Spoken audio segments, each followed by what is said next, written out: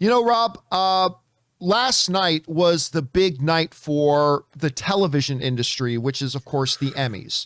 Now, I didn't watch the Emmys. I was busy writing show notes and doing other things and watching Monday Night Football until that game ended and working on different stuff for the channel. So I didn't have a chance to watch the Emmys, but I was very interested in what the results of the Emmys would be. And so I thought we would take a minute here and check out the results for the Emmys. And I got to say, for the most part, Rob, I have to say I'm totally aligned with what the Emmy results were. For the most part, I'm really, actually, and in a couple, I was very pleasantly surprised about a couple of the results that I was really rooting for that I didn't actually think would get. So, but overall, generally speaking, I think the Emmys really nailed it as far as, the winners list. And by the way, Hosea XCI sends in a super chat badge in the live chat. Thank you, Jose. I appreciate that.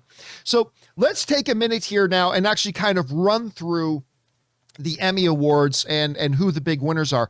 Now, the two big winners of the night were on the drama side, The Crown, which is like won almost everything. And then on the comedy side, not surprisingly, but very welcomely, Ted Lasso swept up just about everything on the comedy side of the Emmys, with a few other really interesting notes here and there as well. So let's just go through here for a second, take a look at the winners list, shall we? On a limited series, WandaVision got nominated for Best Limited Series, which we all thought was great. This one really came down to two, Rob, as far as I was concerned. This one was going to come down to The Queen's Gambit and Mare of Easttown.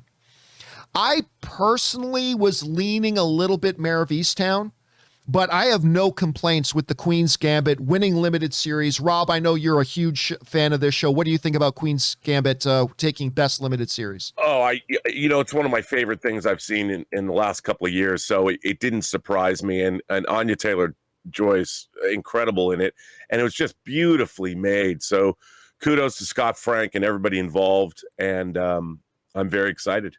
Yeah, again, they won. I would have personally leaned Mare of Easttown, but Queen's Gambit was so good. Zero complaints from me. Zero complaints from me. All right, next up was Best Drama Series, and really no surprise, and The Right Show won. I mean, I was super excited that The Boys got nominated. I was super excited that The Mandalorian got nominated. I was very, very happy to see Lovecraft Country getting nominated, even though, as it turns out, since it's been canceled, it should have been under the limited series category, but what have you. But The Crown. Rob, listen, we've talked a lot about Crown was the big winner of the evening, really. We've talked before about how, look, we get it. The Crown is not the kind of show that would generally appeal to us or a lot of people that would watch this show. But even though it is not, I am not the target demographic of a show like that. When I have sat down and watched that show with Ann, I have constantly been floored by the quality of that show. Like, it is just ridiculous what they were able to do on that show, and how beautifully it is shot, how beautifully it is acted, the way they lay out their stories, the almost anthology way they move from season to season as we've gone through the life of Queen Elizabeth, starting out with Claire Foy, winning awards, and now moving on, and now more awards being won. But listen, I know a lot of people, the heart for a lot of people watching this show probably would have been Mandalorian or maybe The Boys. But honestly, I think The Right Show won this. The Crown wins. Rob, what do you think about The Crown taking Best Drama Series? Well, people, dude, since that show's come on, it's been a phenomenon. And it is, I think, a brilliantly made show, a brilliantly cast show. And this season, I know it's based in real life, but I always tune in and I'm amazed at just how engrossing the show is. And they do. It's just I'll be sad to see it go. Like I'm like, will they go into the future? It's a terrific show. All right, so then we move on to the other big winner of the evening, which was Best Comedy Series. Some very, very good. I was surprised to see Cobra Kai got nominated there, but listen, and my wife is right now watching Pen 15 obsessively. Like, my wife right now is obsessed with Pen 15. But listen, Ted Lasso, which was a show that I fully admit I had zero interest in. I mean, I like Jason Sudeikis. Who doesn't like Jason Sudeikis? I mean, so I like him, but I saw the trailers for it and I thought, this just looks like an overly elongated Saturday Night Live skit. What happens if an American football coach who knows nothing about soccer moves to London to take over a soccer team? I mean, it sounds like a sketch. It doesn't sound like a series. And then I even watched the first episode. I'm like, okay, well, that was interesting, but I don't think the show's really got it. And then I watched the second episode and I got instantly hooked. Ted Lasso has become like a major show sitting at the forefront of our pop cultural conversations the last while. And I think it was a no-brainer that this thing was going to win. And it absolutely was a no-brainer to win because it deserved to win. This is a beautiful, special show that is not just funny, it's incredibly heartfelt. Rob, it's one of these rare shows. It doesn't have a bad guy. There's no villain. Like it's a show that this is the way I describe Ted Lasso. It's a show about good people doing good things and their struggles that they have being good people. It's just a terrific, it makes my heart smile when I watch the damn thing. I didn't quite like the last episode, the one about, I love Coach Beard. I do, but the whole episode was a little bit weird for me. But anyway, aside from that, this show, it won, it deserved to win. Rob, your thoughts on Ted Lasso taking the top prize? Well, again, dude, have you heard that show is a phenomenon? Yeah. I don't think I can remember, maybe since the Red Wedding in Game of Thrones, that people talk about, I've just never heard people talk about a show the way they talk about Ted Lasso. And it's funny because it's taken a lot of people, like even me. I started watching it with Elizabeth and I was late to that party, but it's the kind of show that people keep discovering. And I get these calls, hey man, have you seen Ted Lasso? And everyone, it's like a club. And now the club has been recognized with the biggest awards that the industry can give. And I think that it's such a show. John, I got to tell you, when I started watching it, I'm like, what is this show? I didn't know. You have to watch it like a couple of episodes. You got to get into it to realize what kind of a show it is. And then when you do, it's irresistible. It is. No, that's the best way. It's irresistible. Lasso is irresistible. And it won me over in the second episode. And Ann and I now every week we count down to when the next episode is. And so congratulations to them. And you're going to hear Ted Lasso's name about up. Okay, let's look at a couple of others. The best variety special, no big surprise, was Hamilton. I mean, they did a phenomenal job putting that thing to screen. The way the way they shot it, the way the cinematography of it, the way it's put together. Beautifully done. Although I would have been good with a West Wing special to benefit When We All Vote. That West Wing special on HBO was fantastic, but totally Hamilton won it. Yep. Variety special with Stephen Colbert's election night coverage. Lead actor in a drama series. Prince Charles, Josh O'Connor. Again, I was super happy to see Jonathan Majors nominated for Lovecraft Country. Even though I'm not a huge fan of Perry Mason, the show, Matthew Rhys is great in it, so it was good to see him nominated as well. But Josh O'Connor winning for The Crown, my opinion, it was the right choice. He was absolutely phenomenal in that as Prince Charles. Then also sticking with The Crown, best lead actress in a drama series, Olivia Colman, adding to her trophy collection, Rob. This lady's got Oscars and Emmys and everything coming out of her ass, but it's just no taking away. Listen, I really wondered how The Crown would do after Claire Foy was no longer going to be Queen Elizabeth. Once she wasn't, because she was so much of the heartbeat of that show. But then you realize, nope, they're moving along just fine. And Olivia Colman has been nothing but spectacular. And again, this is a lady, if she keeps going, if Olivia Colman keeps going at this pace, she's going to be in the conversation with Cate Blanchett. She's going to get into the conversation with Meryl Streep, and she's going to get into the conversation with who was just the star of Nomadland. Why am I freezing on her name? And 3 billboards in Ebbing, Missouri, and Fargo. Why?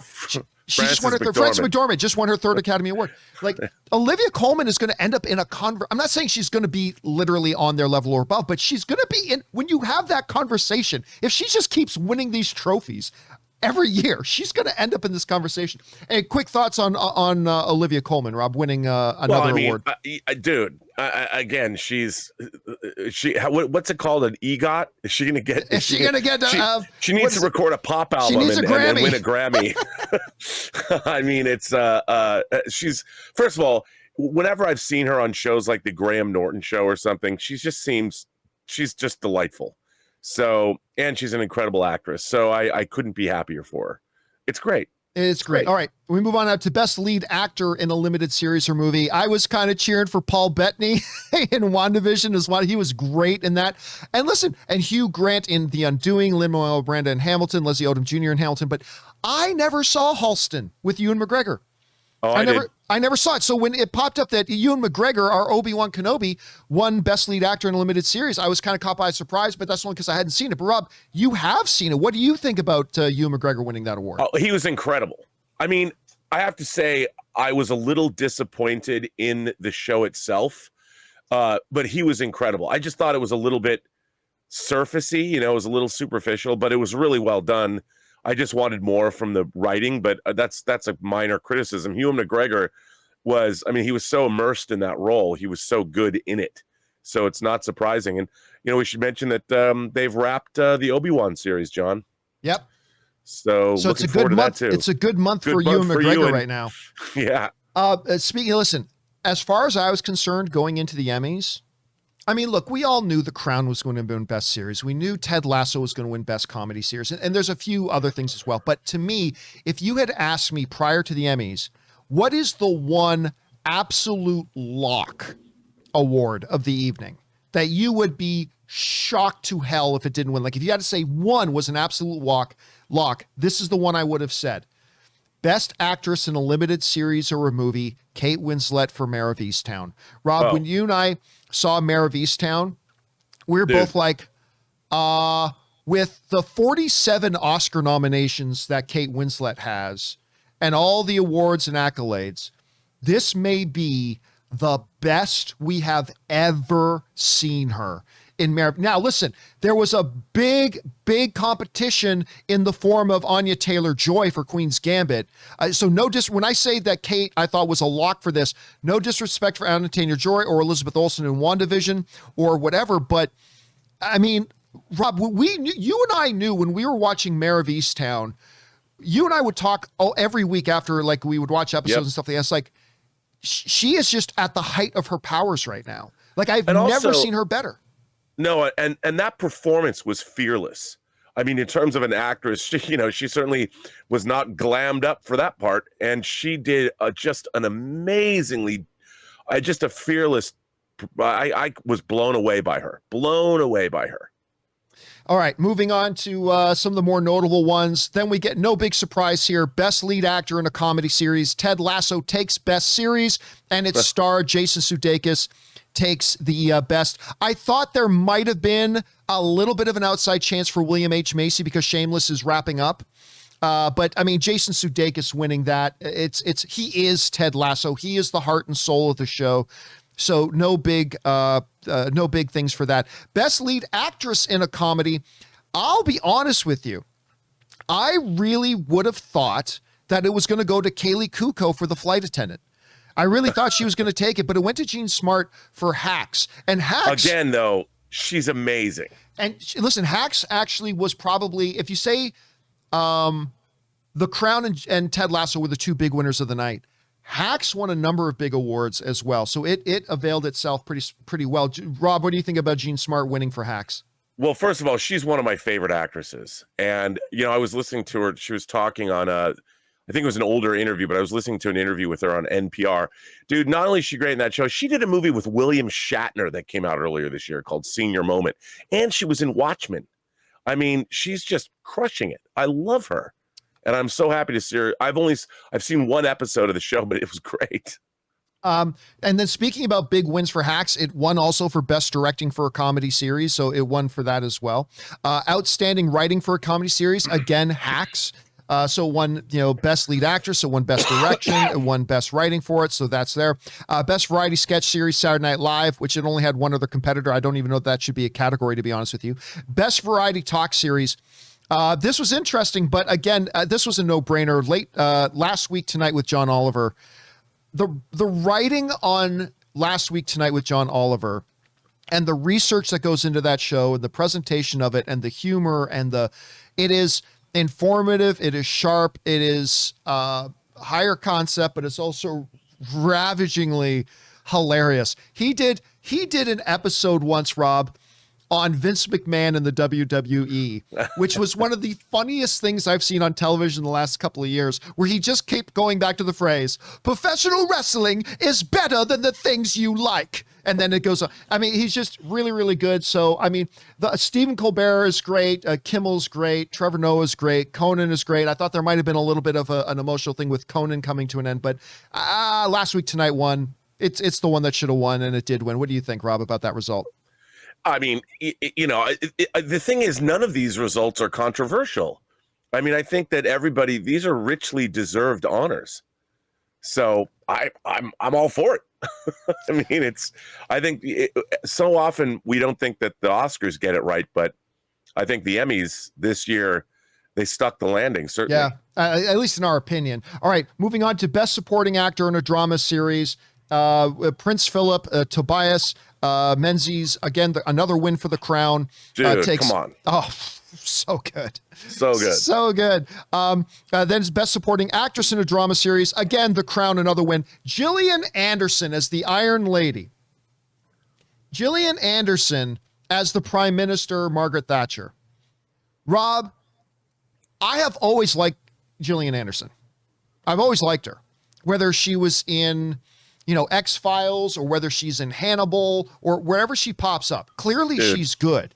But her in The Crown as Margaret Thatcher, that to me was a coming out party. Like, that to me was, oh yeah, you like Gillian Anderson, but did you know how good she is? And I have to admit, I never would have guessed she was as good as she was in that. She takes home Best Supporting Actress in a Drama Series for The Crown. What do you think about her win? Well, first of all, Gillian Anderson, between doing what she was doing on The Crown, and she's also in the Netflix series Sex Education. Yes. She's just been crushing it too. I mean, look, John, I was a huge X-Files fan. She was amazing in Hannibal. I mean, she's just quietly been putting up, she's like a credible MVP. Wherever she goes, she just puts up the points, man. I mean, she's an amazing actress. And what's interesting is, she's British. And hearing her, like she's not putting on an act. That was how she grew up. And the fact that she's got that accent, I always have to do a double take, but she's amazing. She's always been amazing. I love her. She's great in American Gods. I love Gillian Anderson. By the way, and again, going on with The Crown, highlighting its dominance of the night. It won Best Directing in a Drama Series, The Crown. It also won Best Writing in a Drama Series as well for The Crown. So there's that. Best Supporting Actor. This is going to get a lot of this was one that surprised me. This was one that surprised me. Because honestly, I thought maybe it would go to Daveed Diggs for Hamilton. But going back to Mare of Easttown, Evan Peters, our Quicksilver, our, Mr. Boner from WandaVision, Evan Peters. And you know what? He won for Best Supporting Actor in a Limited Series for Mare of Easttown. And Rob, while I am surprised they gave it to him, it is a welcome surprise. He was actually wonderful in that. I mean, who knew this kid, this like side character kid from Kick-Ass would go on to win an Emmy, but it was very, again, I would have been cool if a couple of other people won this, and I didn't think it was going to be Evan Peters, but he was fantastic, well-deserved. Your thoughts on Evan Peters taking that home? Well, again, he's another actor between like what he does and what American Story and I mean, I loved him as Quicksilver, and then he was great in this role too. Again, he's an actor who we're probably going to be seeing for decades to come. And again, I just think that show, Mare of Easttown, was incredibly well written. It was beautifully made. And it's not surprising that it had such a great showing at the Emmys. All right. And let me go now into two, Rob, that probably made me the happiest. These two, because both of them I was completely not expecting them to win, but I am so glad they did. Best Supporting Actress in a Limited Series or Movie. Of course, we already saw it won for Best Lead Actress with Kate Winslet. But Rob, after you and I watched Mare of Easttown, I remember you and I had a conversation where I said, Julianne Nicholson, who plays Mare's best friend in the show, Lori or Lore, I said, she's not going to get any attention for this role. She's not going to get any notoriety for it. But I said, Rob, I'm telling you, if it was up to me, she would win Best Supporting Actress. Because to me, she was like, I mean, obviously Kate Winslet steals it. It's her show, but she nearly steals every scene she's in. I didn't even think she would get nominated. And damn it, Julianne Nicholson won for Mayor of Easttown. And I could not be more pleased for her. Jean Smart, who plays Mayor's mom in it, also was great. Catherine Hahn, who was great in WandaVision, that would have been great too. But Julianne Nicholson winning for Mayor of Easttown, I couldn't be more thrilled. This is something I'd been rooting for months, ever since I saw the show. Very, very pleasant surprise for me that she actually took this home. You called it. Oh, I'm so glad she won, dude, because she is her and Kate Winslet, and when they're on screen together, and Rob, we won't spoil anything, but the final scene of Mayor of Easttown with the two of them in the kitchen, it's like, this is like, their chemistry was fantastic. The performances were next level. Super, super happy. What do you think about her winning that? Well, I mean, to me, you were saying that kind of stuff months ago, but again, a great performance that's recognized, and it's not necessarily a big name, and it just seems like the work is getting noticed, and I think that it's great that she won, and how can you complain about it? And that will take us into what to me was my other super big, happy, pleasant surprise. Best supporting actor in a comedy series. Rob, Jason Sudeikis won for Ted Lasso. Ted Lasso won a whole ton of things, well-deserved, all that kind of stuff. I was super happy when I saw that Brett Goldstein was nominated for it. He, of course, plays Roy Kent in Ted Lasso, and he won. And I will tell you why I'm so freaking excited about this. I have a couple of guys who I don't think, whatever, there's a couple of characters that are like my favorite characters on TV, right? Like Lucifer Morningstar is my favorite character on television right now. But one of my other favorite characters on television is Roy Kent. Oi! Roy Kent. You used to kick the ball like you caught it fucking your wife. I mean, he is so good. Every second that Roy Kent is on screen, every second this character is on screen, I am just laughing my ass off. This still image of him perfectly embodies the character. I love everything about this character. I didn't think he would actually win it. I'm so glad he did. So once again, Brett Goldstein wins for that. Rob, your thoughts on Roy Kent taking home Best Supporting Actor in a Comedy Series? I have to say, another great performance is recognized. So there, I've no complaints there. I can't sit there and go, why? No, because it's great. There's a great scene in this season, Rob, where Jamie Tart, where Jamie Tart has this awful, terrible confrontation with his asshole father in the locker room. And, obviously Roy doesn't like Jamie in the show and blah, blah. But after the dad leaves and everybody's awkwardly silent in the locker room, Roy just silently marches over to Jamie and hugs him. And to me, I'm getting emotional just thinking about it. It's one of the most beautiful moments I've ever seen on television. Like it was just, it's incredible. The way he can play that character is amazing. I love it. Anyway, guys, there's all the main rundown of the Emmys, of course, the biggest night in television and all that kind of stuff. And Rob, you and I were also talking before the show. It's like every single winner, none of them were from network television. No. None of them, other than, the one like Best Variety Special, things like that.